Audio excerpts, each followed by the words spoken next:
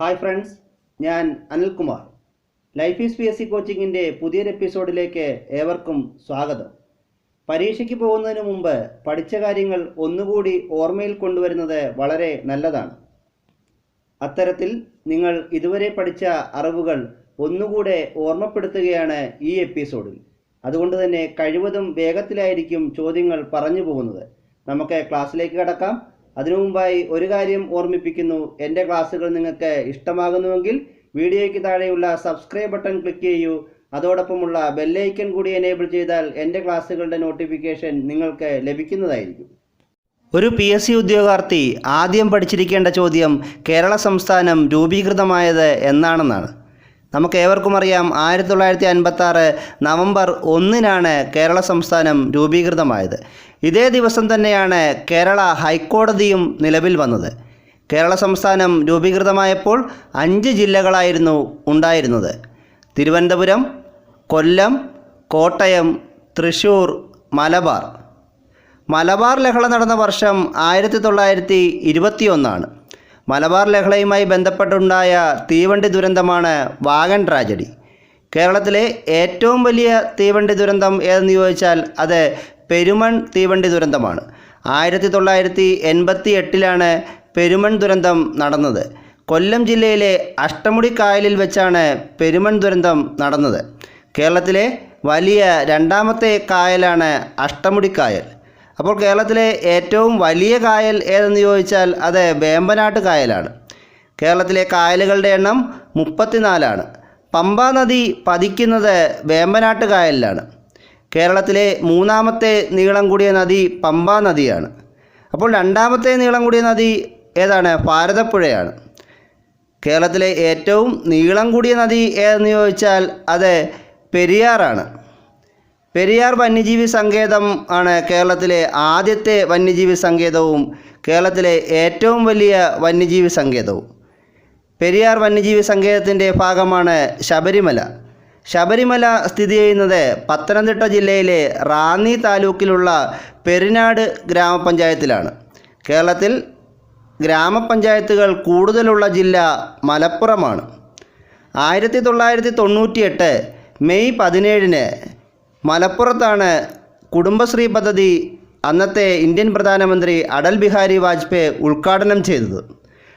അടൽ ബിഹാരി വാജ്പേയിയുടെ അന്ത്യവിശ്രമ സ്ഥലം ന്യൂഡൽഹിയിലെ സ്മൃതി സ്ഥലാണ്. ന്യൂഡൽഹിയിലെ ചാണക്യപുരിയിലാണ് ഇന്ത്യൻ റെയിൽവേ മ്യൂസിയം സ്ഥിതി ചെയ്യുന്നത്. ഇന്ത്യൻ റെയിൽവേയുടെ പിതാവ് ഡൽഹൌസി പ്രഭുവാണ്. ഇന്ത്യയിൽ പോസ്റ്റൽ സംവിധാനവും ടെലഗ്രാഫും കൊണ്ടുവന്നത് ഡൽഹൌസി പ്രഭുവാണ്. ഇന്ത്യയിലെ ആകെ പോസ്റ്റൽ സോണുകളുടെ എണ്ണം 9 ആണ്.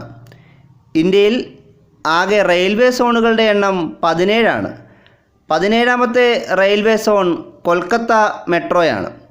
കൊൽക്കത്ത മെട്രോ ഇന്ത്യയിലെ ആദ്യ മെട്രോ പദ്ധതിയാണ്.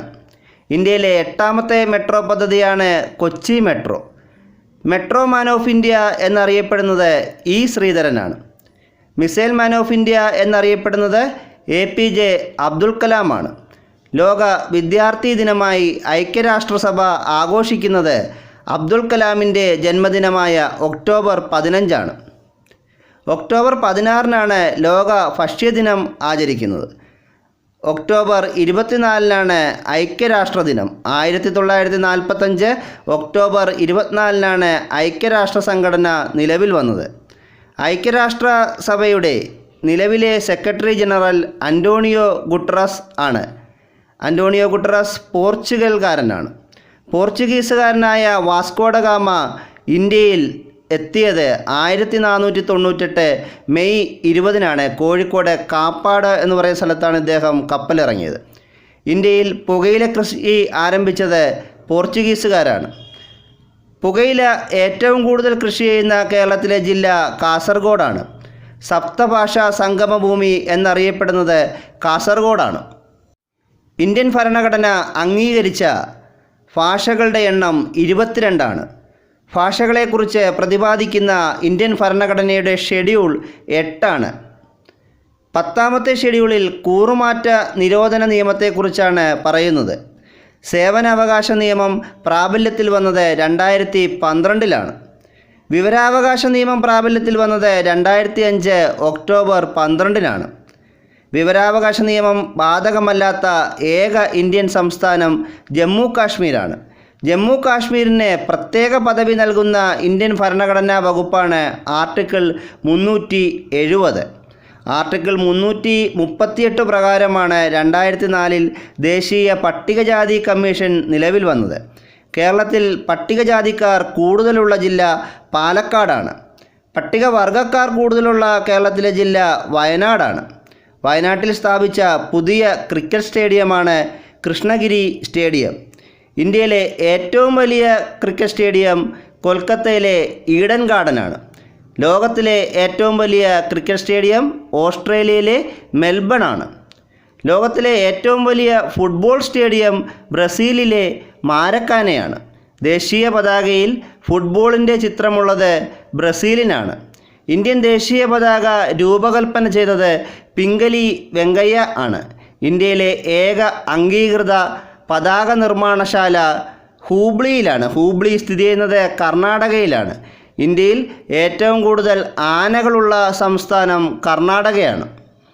ഇത്തരത്തിൽ ഒരു ചെയിൻ മെത്തേഡിൽ ചോദ്യങ്ങൾ കണക്ട് ചെയ്ത് നോട്ടുകൾ തയ്യാറാക്കി നിങ്ങൾക്ക് സ്വയം പഠിക്കാവുന്നതാണ്. നാളെ ഖാദി ബോർഡ് LDC എക്സാം എഴുതുന്ന എല്ലാ ഉദ്യോഗാർത്ഥികൾക്കും ലൈഫ് ഈസ് PSC കോച്ചിങ്ങിൻ്റെ പേരിൽ all the best. Thank you.